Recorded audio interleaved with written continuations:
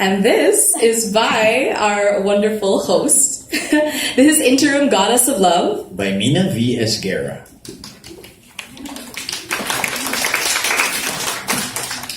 When I first met him, I really thought that he was a god. Not literally, more like the way a freshman girl sees a junior guy with chiseled features and perfect skin and just assumes that he looks like the marble statue of a god. And I'd never been to Italy or Greece, never seen those statues up close, but I was 18 years old, and my limited experience told me that they were probably modeled after guys like Joaquin Apolinario. He wasn't like the only junior who talked to me then. He was also the only junior who lingered at the guidance office, introduced himself, and made small talk, stayed until 5:30, helped me lock up, and then walked me to the cafeteria because I was hungry. And he introduced himself as Quinn, which I thought was an unusual name for these parts. I said my name was Hannah. So, what's your real name? I asked. Joaquin.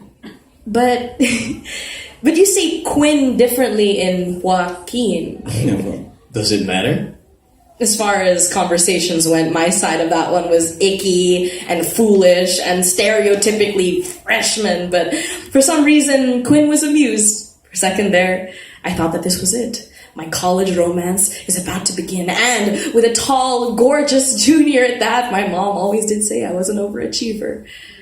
Instead, the gorgeous junior kept just wanting to talk, kept asking me to lunch, walking me to class, and he would casually tell me about his basketball games and practice. He was the captain of the varsity team already, as if his life was so boring.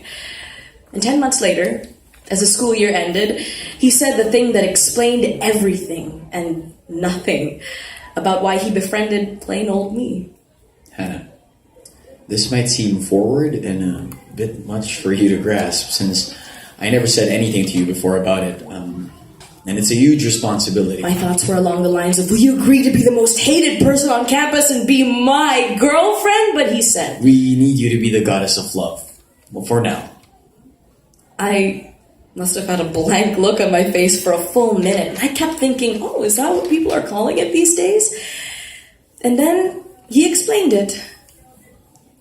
Do I have to be trained for this? I said, taking the news rather well. Hearing tales of love and woe wasn't new to me. My earliest one was when I was 11, when my mother explained to me that my dad wouldn't be living with us anymore. It was quickly followed by the news that he had a new family and he decided to live with them. So I hugged her and told her that she was going to be okay and that she shouldn't wish for him to stay with us if he was happier somewhere else. She said then, not a little irritated, that I shouldn't give up on him so easily, that he might still come back, and I didn't believe it, but I told her what she wanted to hear.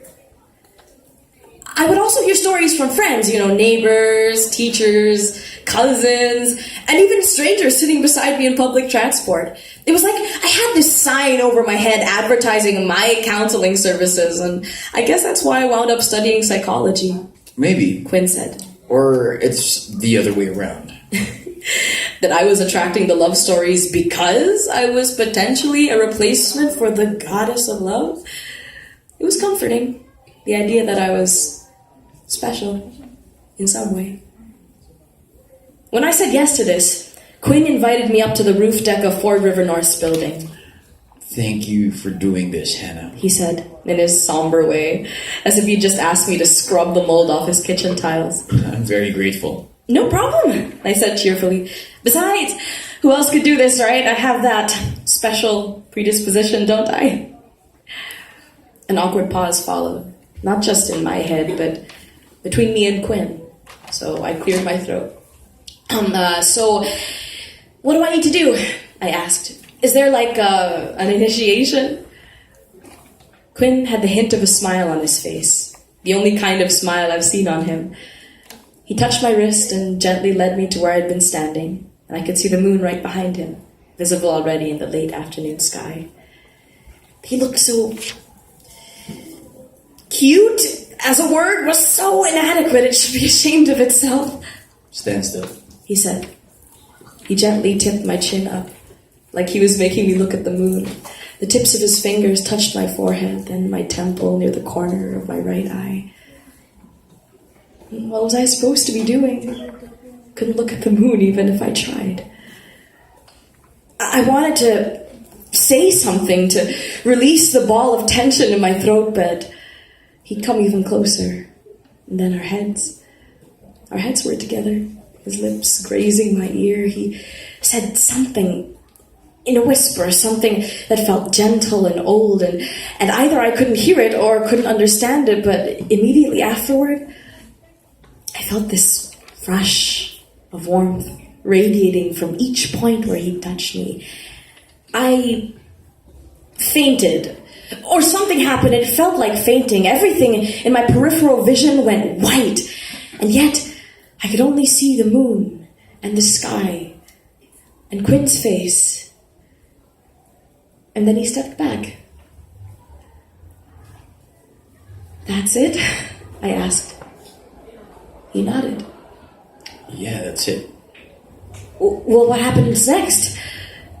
Well, you'll start seeing it, remembering things that never happened to you, and people will begin to find you because they need you. There might be dreams, too. Great. Like I hadn't had enough dreams featuring Quinn. I began to suspect that he knew exactly how I felt about him. He probably always did, pre-goddess stuff.